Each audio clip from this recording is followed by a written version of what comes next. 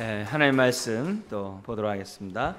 우리 또 청년부 수고 많았습니다.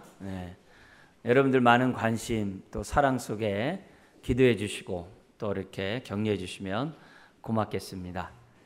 우리 이제 앞으로 다 우리 청년 때문에 다 먹고 살 사람들이거든요. 그러니까 이 교회에서도 우리 청년들에게 또 무한한 관심 또 여러분 부탁드립니다. 마태복음 하나님 말씀은 28장 18절에서 20절 말씀입니다. 우리 신약 52페이지인데요. 같이 우리 한 목소리로 읽겠습니다.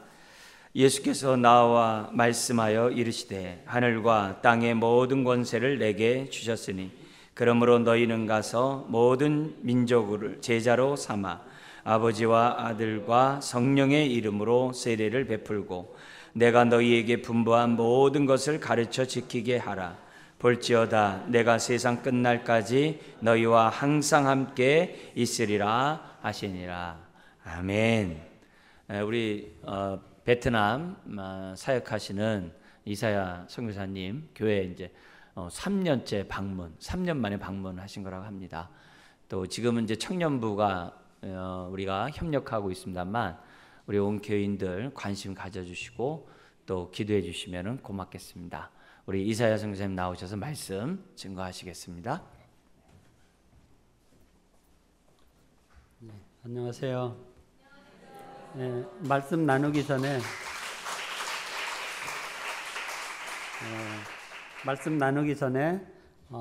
저희 사역을 이렇게 동영상으로 만들었는데 잠깐 보도록 하겠습니다.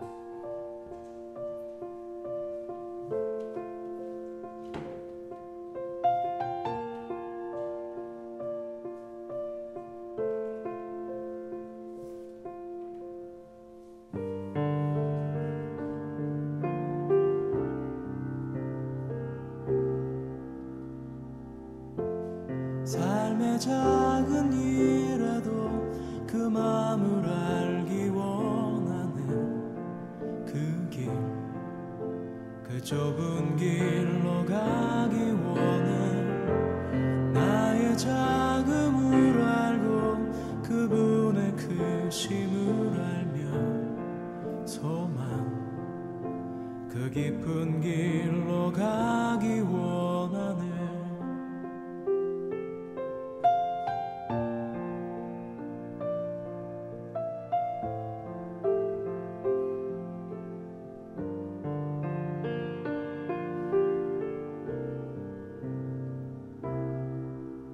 저 높이 솟은 산이 되기보다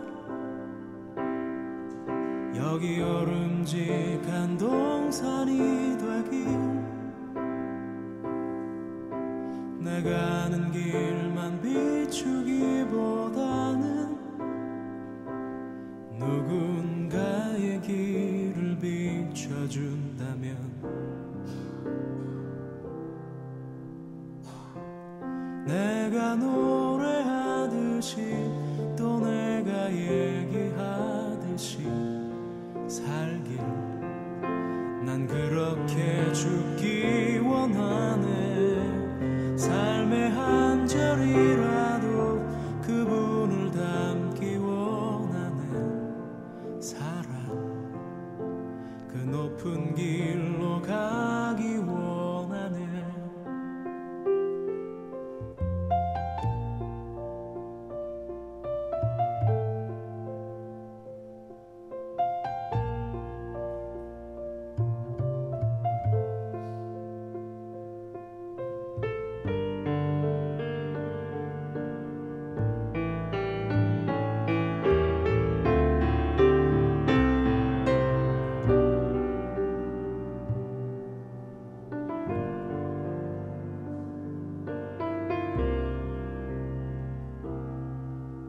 저 높이 솟은 산이 되기보다 여기 오름직한 동산이 되길. 내가 아는 길만 비추기보다는 누군가의 길을 비춰준다면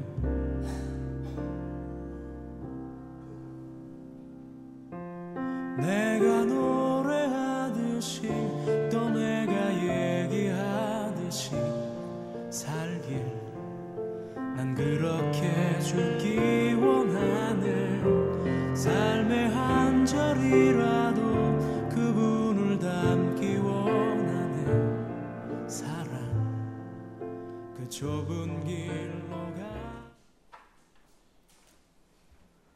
예.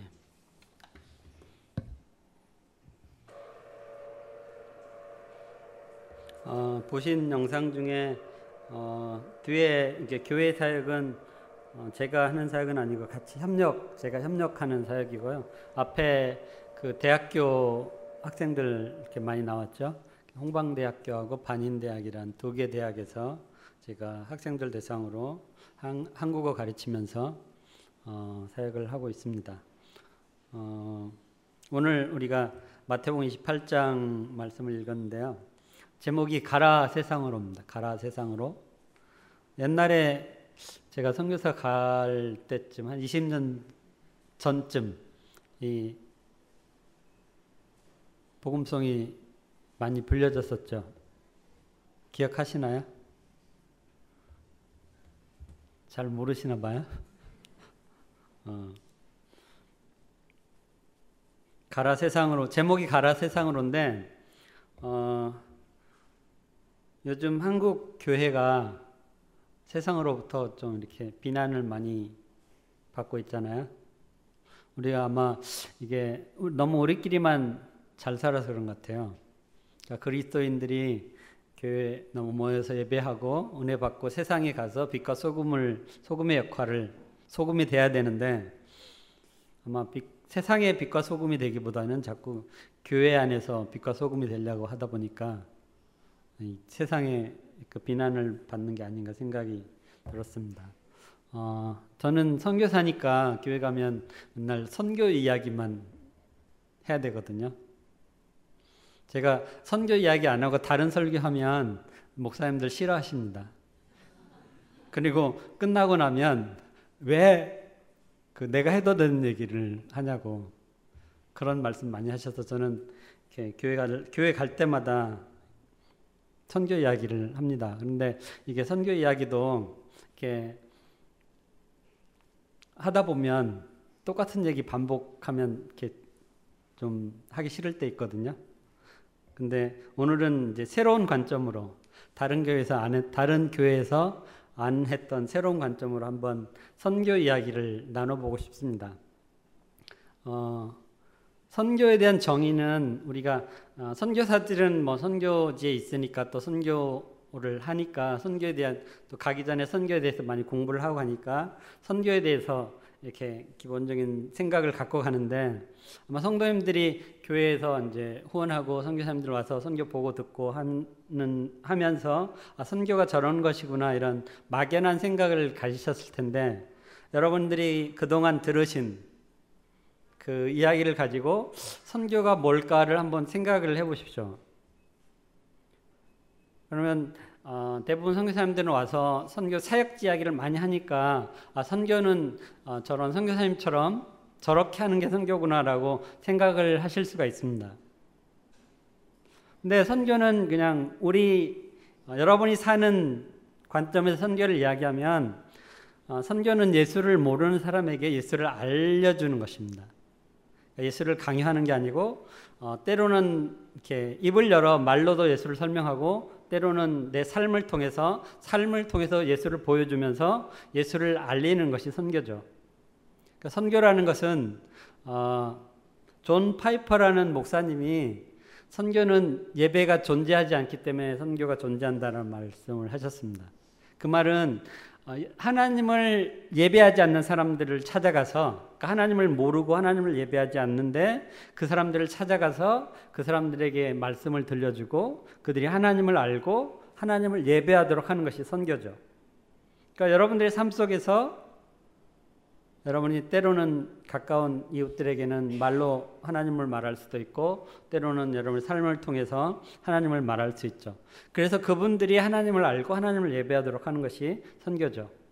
여러분들은 한국 사람들한테 하는 거고 저는 베트남 호지민시에 있는 대학생들에게 하나님을 알려주고 그들이 하나님을 믿고 하나님을 따르도록 하는 삶을 사는 거죠. 그래서 선교에 대한 생각을 잘 못 가지면 선교를 오해할 수 있습니다.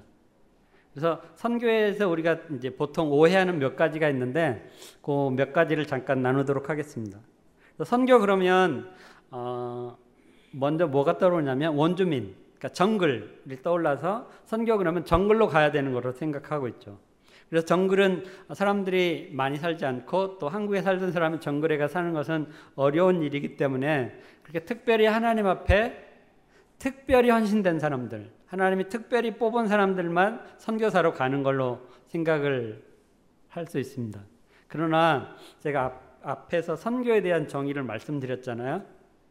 그러니까 선교사만 선교하는 게 아니고 특별히 하나님 앞에 이렇게 특별히 헌신하는 사람들만 선교사를 가는 게 아니고 우리 모두가 예수를 믿는 모든 사람들이 그 선교를 해야 될 사명이 있고 또 선교를 해야 될 사명이 있고 선교 사역을 감당해야 할 사명이 있다는 거죠. 그러니까 선교는 아무나 못하는 것이 아니고 누구나 할 수 있는 겁니다. 두 번째는 전문인, 그러니까 신학을 공부하고 여기서 전문인이라는 말은 신학을 공부하고 목사 안수를 받고 선교사로 파송받은 사람만 해야 된다는 생각을 갖고 있습니다. 근데 선교는 전문인, 그러니까 신학을 공부하고 목사 안수를 받고 선교사로 파송받은 사람만 선교를 하는 것이 아니고 예수를 믿는 모든 사람들이 해야 될 사명이고 특권입니다. 하나님이 우리를 예수를 믿게 해서 하나님의 일을 하게 하셨잖아요.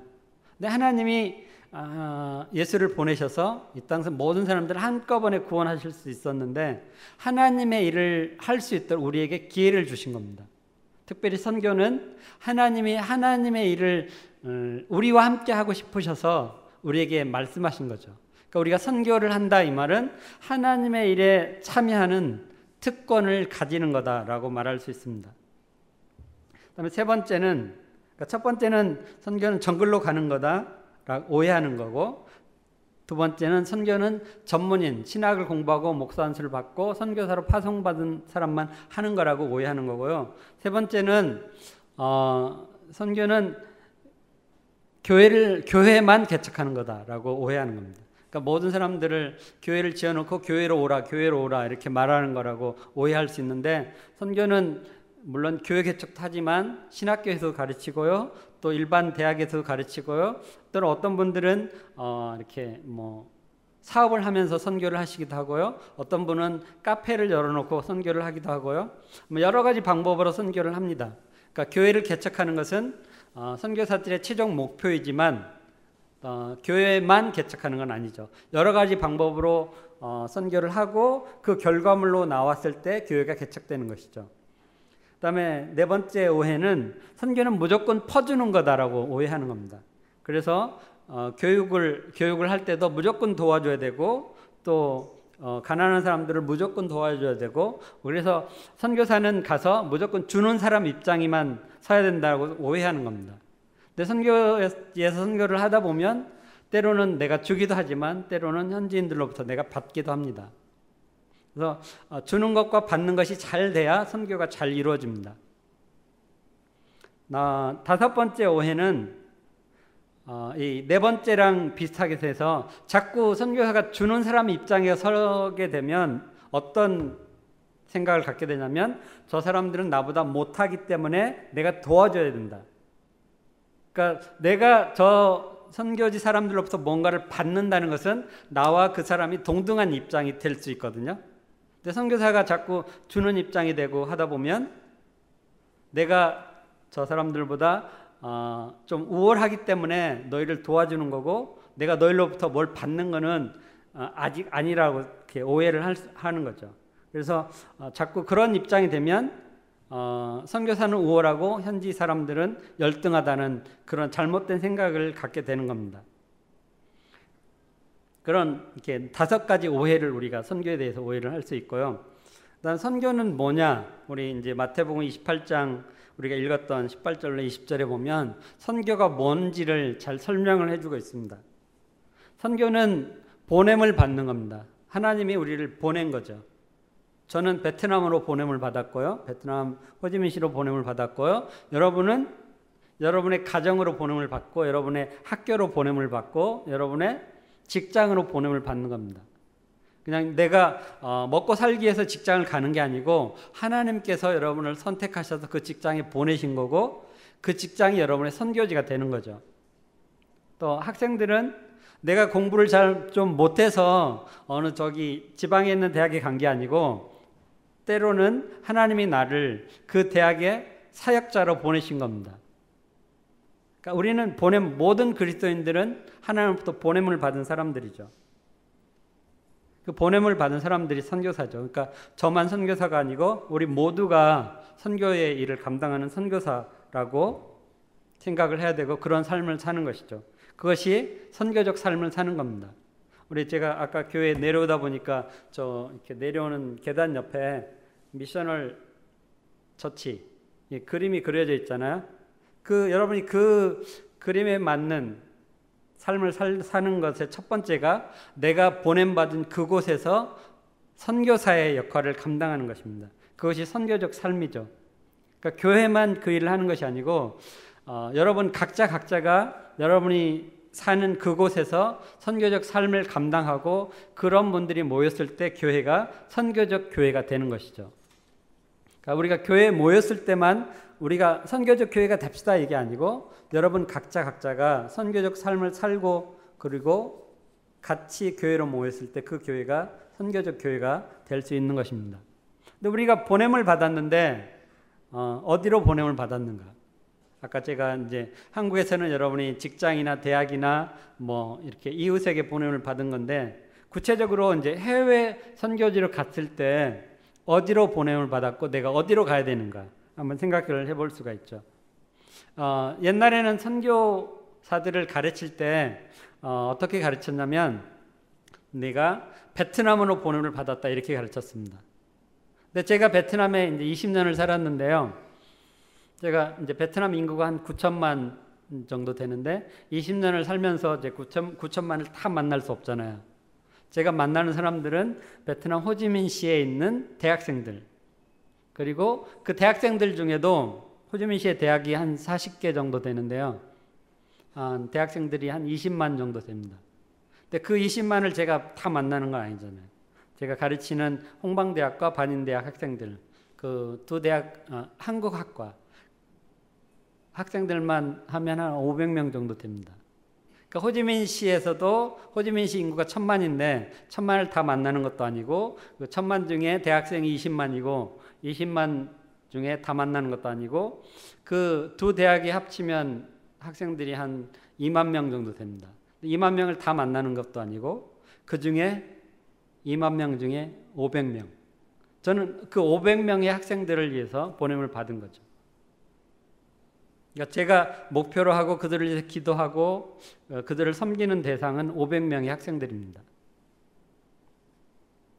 저는 500명의 학생들을 위해서 보냄을 받은 거죠. 베트남 땅 전체를 위해서 보냄을 받은 게 아니고 베트남 호지민시 대학생들 중에 반인대학과 홍방대학교에 있는 한국학과 학생들 500명의 사람들에게 500명의 대학생들에게 보냄을 받았습니다.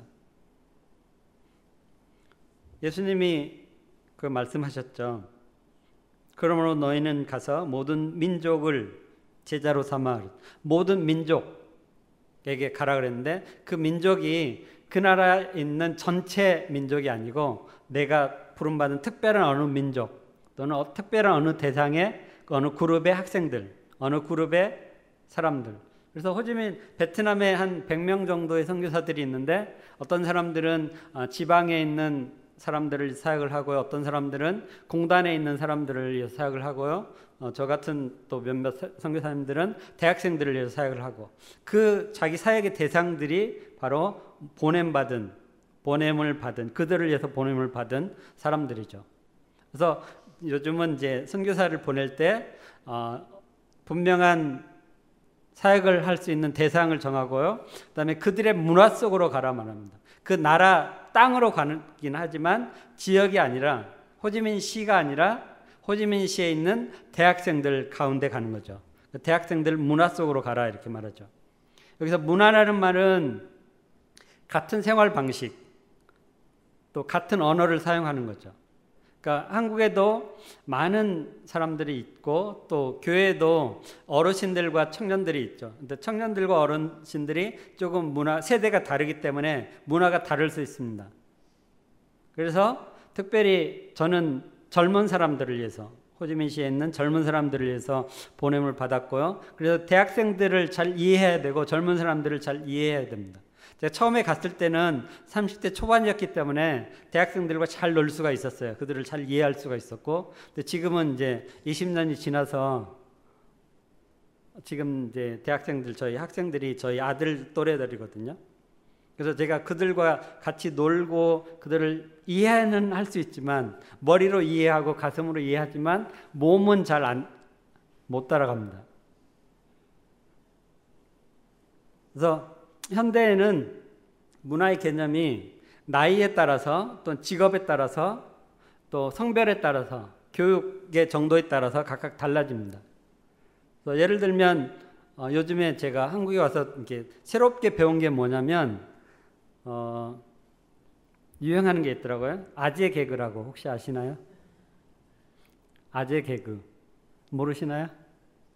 이게 제가 옛날에 젊었을 때 한 20년 전에 했던 그런 개그인데 지금 이제 또 이렇게 아재들 사이에, 아저씨들 사이에 유행을 하더라고요. 근데 그거를 젊은이들은 싫어하잖아요. 그러니까 자꾸 아재들이 그런 개그 하면 젊은 사람들 싫어하거든요.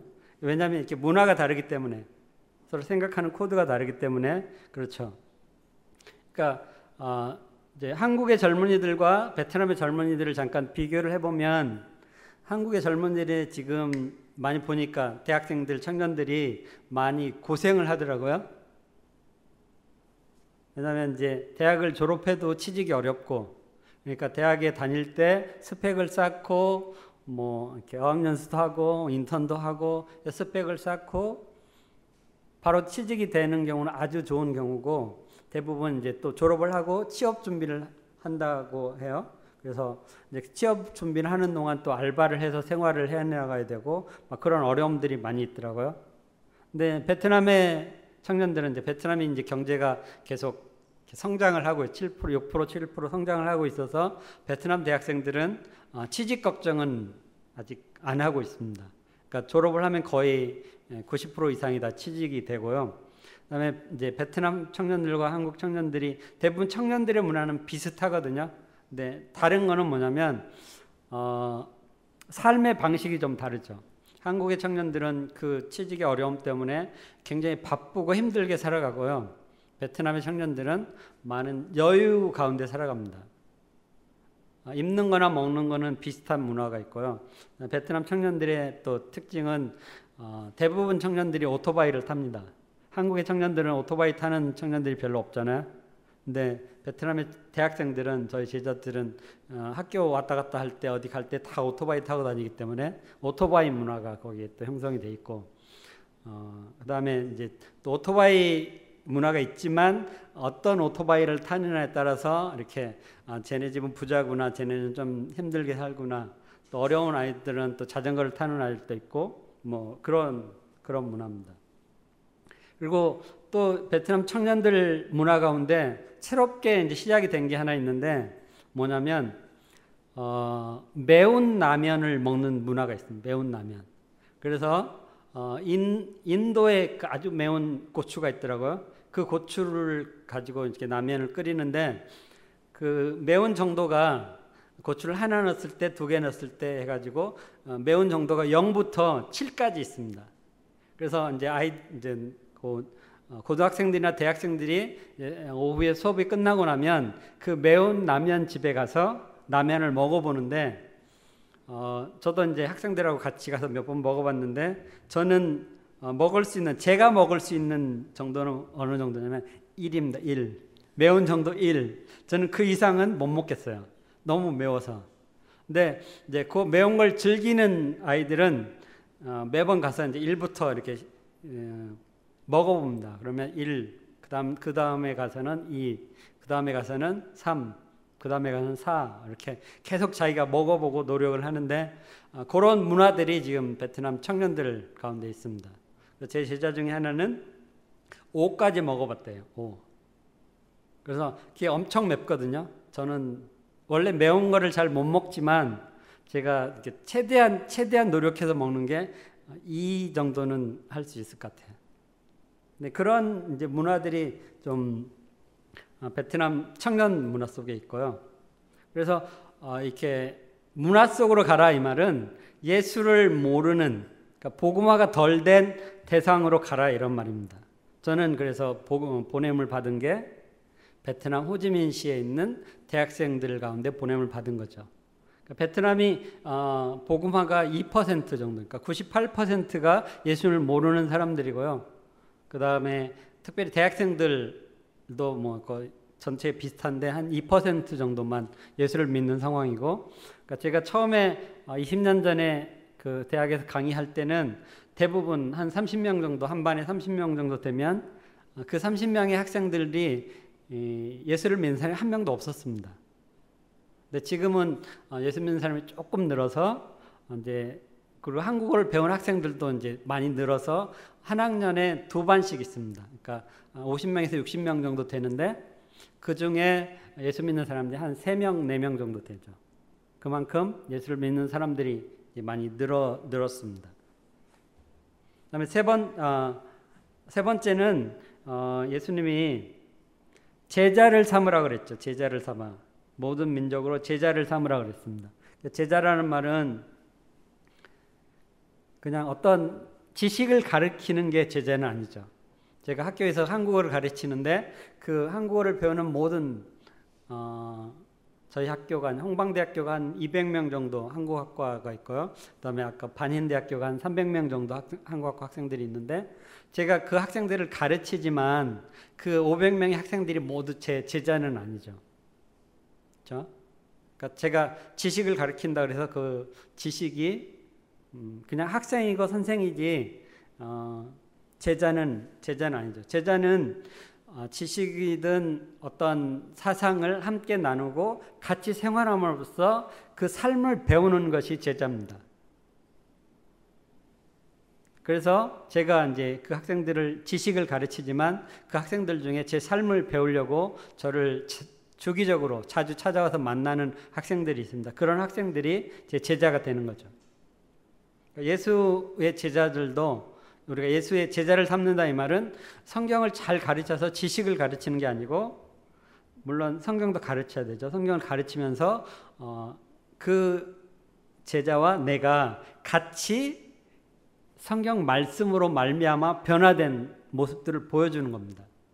내가 말씀을 가지고 같이 공부하면서 이 말씀이 나에게 어떤 도전이 됐다. 그래서 이런 부분, 이 도전 때문에 내 삶이 이렇게 변화됐다는 걸 얘기해주고 그 변화된 삶을 보여줌으로 제자들이 저의 삶을 보고 예수를 따라가게 되는 거죠. 제가 성경만 잘 가르친다고 그 학생들이 변화되는 건 아니죠. 제가 삶을 통해서 함께 나누고 그 삶을 통해서 그 제자들에게 보여줬을 때 그 제자들이 정말 예수님의 제자가 되는 거죠. 제 제자가 아니라. 그래서 결국은 제자를 삼는다 이 말은 내가 먼저 제자가 되고 그 다음에 나와 함께 말씀을 배우는 사람들이 예수님의 제자가 되는 겁니다. 그러니까 내가 먼저 예수님의 제자가 되지 않고는 우리가 제자를 삼을 수 없는 거죠. 그래서 특별히 저는 학교에 이제 오래 있다 보니까 학교에서 제가 누군지 알았어요. 제가 목사고 선교사인 걸 이제 알고 있는데, 제가 몰랐을 때는 제가 이렇게 행동이 좀 자유로웠습니다. 근데 이제 목사가 학생들이나 그 교수들이 제가 목사고 선교사인 걸 아니까 제가 행동을 조심해야 되잖아요. 예수를 믿고 목사님인 저 선생님이 저 행동이 좀 이상하다 이러면 안 되잖아요. 그러니까 그걸 몰랐을 때는 제가 수업 시간 좀 늦어도 그러니까 학생이 지각하는 게 아니라 선생이 지각을 하는 경우도 가끔 있잖아요. 근데 지각을 해도 괜찮았는데 이제는 이제 제가 지각을 하면 안 되죠. 학생들보다 먼저 5분 정도 먼저 가서 기다려야 되고, 또 학생들과 관계도 학생들 말 안 듣는 학생들이 있잖아요. 그러면 옛날에는 막 화도 내고 막 분필도 던지고 이랬는데 지금은 화도 못 내고 또 분필도 못 던지죠. 왜냐하면 목사님이 왜 저래 이러면 안 되니까. 그래서 화가 나지만 웃으면서 이렇게 좀 좋은 말로 달래고 이렇게 해야 되죠. 결국은 삶을 통해서 보여줘야 되니까 내가 더 이제 좀 고생이 될 수 있죠. 그렇지만 제 삶을 통해서 제가 이제 목사라는 걸 몰랐을 때는 그냥 말로 복음을 전할 수 있었지만 지금은 말로 하는 것보다는 제 삶을 통해서 보여줘야 제 삶을 보고 예수를 더 발견할 수 있게 되는 거죠. 그런 관계들이 제자를 삼는 거고 제 삶이 그들 가운데 드러나야 되는 거죠. 그다음에 선교는 선교사가 하지만 선교지에 가서 선교사가 하고 또 여러분의 기도와 후원으로 선교가 이루어지지만 선교는 선교사의 일이 아닙니다. 선교사가 하는 게 아니죠. 그건 성부, 성자, 성령 삼위일체 하나님이 하시는 일이 선교입니다. 아까 제가 앞부분에 말씀드렸죠. 우리가 선교를 하는 것은 하나님의 일에 참여하는 특권을 누리는 거다. 그 하나님의 일인데 하나님이 우리에게 그 일을 할 수 있도록 특권을 주신 거고 결국 선교는 선교사가 선교지에 가서 많은 일들을 교회를 개척하고 많은 사람들을 예수 믿게 하지만 그것은 선교사가 하는 일이 아니고 삼위일체 하나님이 하신 일이죠. 삼위일체 하나님이 하셔야 그 결과들이 나타나는 겁니다.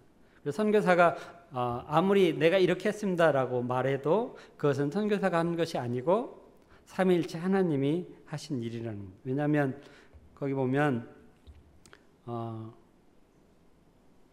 19절에 아버지와 아들과 성령의 이름으로 세례를 베풀고, 그러니까 거기 예수를 믿게 하고 세례를 베풀 때 성부 하나님과 성자 하나님과 성령 하나님의 이름으로 그 일들을 하라고 말씀하셨죠. 결국은 선교지에 일어난 결과들이 성부, 성자, 성령 하나님의 일하심의 결과로 나온 것들이기 때문에 삼위일체 하나님이 하신 일이고요. 그 다음에 또 20절 끝부분에 보면 내가 세상 끝날까지 너희와 항상 함께 있으리라. 결국은 예수님이 제자들에게 이 부탁의 말씀을 하시고 사명을 주시고 하신 말씀의 마지막이 뭐냐면 내가 세상 끝날까지 너희와 항상 함께 있겠다 이렇게 말씀하셨습니다. 제자들에게만 해당되는 말씀이 아니고 우리가 예수님의 이름을 믿고 구원받은 자로서 그리스도의 삶을 선교적 삶을 살아갈 때 성부, 성자, 성령 하나님이 우리와 함께 하셔서 우리의 삶을 통해서 하나님의 일을 드러내신다는 겁니다. 결국 선교는 우리가 하는 일이 아니고 성부, 성자, 성령 하나님이 하시는 일이라는 겁니다. 베트남에서 제가 20년 살았는데 성부, 성자, 성령 하나님이 하신 일의 결과들이 어떤 일이 있을지 잠깐 나누도록 하겠습니다. 제가 이제 학생들을 가르치고 이렇게 복음을 전해서 예수를 믿게 하고 하는 결과들로서 이제 많은 학생들이 예수를 믿고 또 헌신하고 헌신의 삶을 살아가는 학생들이 몇이 있는데 첫 번째는 이제 뚜라는 형제와 흥이라는 자매 있습니다. 이는 부부인데 이 부부가 저의 이제 많은 후원자가 됩니다. 제가 어려운 일이 있을 때 이 부부가 저의 삶을 많이 도와주고요. 이 부부가 저희를 후원하는 현지 후원자이기도 합니다. 그러니까 매달 후원하는 건 아니지만 어떤 계기가 있을 때마다 저희 집에 찾아와서 같이 식사하면서 이렇게 후원금을 주는 한 8년 전쯤에 처음으로 이 부부가 저희 집에 찾아와서 어느 날 이제 식사를 같이 하고 이렇게 봉투를 주는 거예요. 그러면서 선생님, 그러니까 이 자매는 이제 제가 가르쳤던 학생이니까 선생님을 위해서 저희들이 준비했어요 하면서 처음으로 이제 이렇게 후원금을 줬는데 그때 그 금액이 50불이었습니다. 그러니까 뭐 많은 금액은 아니지만 제가 이렇게 학생들을 가르치고 학생들로부터 이렇게 저희를 위해서 기도하면서 이렇게 후원하는 첫 번째 제자가 이제 생겨났고요. 그다음에 이제 두 번째는 지금 한국에 살고 있는데 한국 사람과 결혼을 했습니다. 저희 이제 아까 말한 홍방대학교 1회 졸업생인데 중간에 이제 저희를 만나서 예수를 믿게 되고 이제 세례를 받고 이제 그 예수 전도단에 그 훈련을 받고 예수 전도단 사역을 좀 오래 했어요. 베트남에서. 그리고 한국에 유학을 와서 전남대에서 석사 과정을 마치고 또 베트남에 돌아와서 저희 학교에서 같이 저랑 같이 이제 학생들을 가르치다가 다시 한국에 와서 경희대에서 석사 과정을 작년에 마쳤습니다. 그 한국에 공부하는 중에 한국 남편을 만나서 결혼을 했고요. 지금은 경기도 양주에 살고 있는데 이 자매의 이제 비전은 다시 남편과 함께 베트남에 가서 베트남의 대학생들을 이렇게 섬기는 사역을 하고 싶어 합니다. 그리고 이제 세 번째 자매는 구미에 살고 있는데 아마 아까 옛날에 그 김 목사님 오셔서 성경 강의하고 하실 때 통역했던 자매입니다. 기억나시나요? 그 자매가 8년 전에 이제 구미에 처음 왔는데 구미 지역에 그때 베트남 사람들이 노동자로 온 베트남 사람들이 많이 살고 있어서 구미 제일교회라는 교회가 그 사역자가 필요하다 그래서 제가 소개를 해서 8년 전에 이제 처음 와서 구미 지역에 있는 근로자들을 섬기는 사역을 계속하고 있고요. 지금은 이제 그 자매가 애가 셋인데 이제 베트남 형제랑 결혼해서 그 형제가 와서 한국어를 공부하고 지금은 이제 자매는 사역을 안 하고 남편이 사역을 하면서 구미 지역에 있는 근로자들을 섬기는 사역들을 하고 있습니다. 그런 결과들은 저를 통해서 이루어졌지만 그것은 하나님이 성부, 성자, 성령 삼위일체 하나님이 하신 일의 결과로 나타난 것들이죠. 그리고 지금 이제 이루어지는 일들은 제가 학생들을 가르치고 그 학생들이 이제 한국어를 배우니까 한국에 유학을 많이 왔습니다. 교환학생과 유학생으로 많이 와 있는데 이제 서울 지역에는 서울여대에 있고요. 그다음에 세종대에 있고 건국대에 있습니다. 그래서 제가 이렇게 방학을 맞이해서 한국에 오게 되면 이제 그 학생들을 이렇게 만나서 격려하고 그 학생 중에는 이제 예수를 믿는 학생도 있고 안 믿는 학생도 있습니다. 그래서 제가 6월 초에 왔는데 서울여대 학생들을 만났고요. 그다음에 세종대 학생들을 만났습니다. 이제 다음 주나 7월 초에 이제 건국대 학생들을 또 만나기로 했고요. 그다음에 이제 지방에는 호남대, 광주의 호남대에 또 많은 학생들이 있고 영남대 학생들이 있습니다. 그래서 제가 그 학생들을 만나서 격려하고 또 베트남에서 만날 때와 한국에서 만날 때 또 다른 거거든요. 학생들이 베트남에서는 자기 고향이기 때문에 이렇게 저를 만나서 이렇게 뭐 교제해도 별로 감동이 없는데 그 학생들이 떠나서 외국에 왔잖아요. 외국에 와서 저를 만나면 어떤 학생들은 이제 아빠를 만난 것처럼 이렇게 눈물을 흘리는 학생도 있고, 왜냐하면 여기서 이렇게 있으면서 고생스럽잖아요. 근데 자기를 가르쳐서 선생님이 와서 이렇게 밥 사주면서 격려하면 그 학생들의 마음이 이렇게 많이 열리고 그 중에 어떤 아이들은 한국에 와서 예수를 믿게 되는 아이들도 생기고요. 그래서 하나님이 저를 통해서 일을 하시지만 그것은 삼위일체 하나님이 하신 일이라는 걸 여러분이 기억하시고, 그리고 결국은 선교는 삼위일체 하나님이 하신 일에 우리가 동참하는 건데 우리가 어떻게 동참할 것인지를 잠깐 나누도록 하겠습니다. 지금 한국도 보니까 170만의 외국인들이 살고 있죠.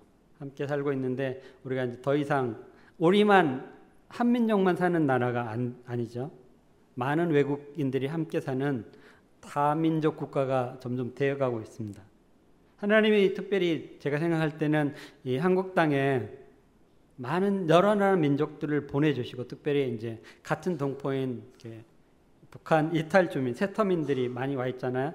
그거는 한국 사람들이 다른 나라 사람들을 이방인들을 대접하고 우리 민족으로 받아들이는 연습을 할 수 있도록 기회를 주신 거라고 생각합니다. 그래서 우리가 다른 민족의 사람들을 받아들이고 같은 민족으로 함께 사는 삶을 배워갈 때 저는 한국이 통일을 될 거라고 생각하거든요. 한국 민족들이, 특별히 교회 우리 그리스도인들이 그것을 연습하지 않으면 지금 이게 남한의 사람들과 북한의 사람들이 같은 민족이라고 하지만 오랜 세월 떨어져 살았기 때문에 문화가 엄청 다릅니다. 근데 그 다른 문화를 가진 북한 주민들이 통일이 돼서 왔을 때 우리가 그 연습을 하지 않으면 우리는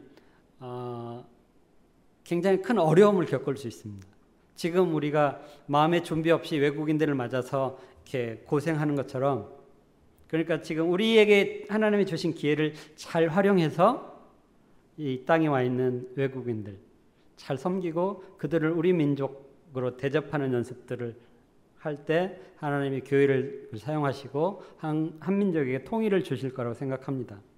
특별히 우리가 그런 기회를 잘 활용해서 하나님이 교회를 어떻게 사용하시고 하나님이 우리 그리스도인들을 어떻게 사용하시는지 기대를 가지고 그 일들을 하시면 좋겠습니다.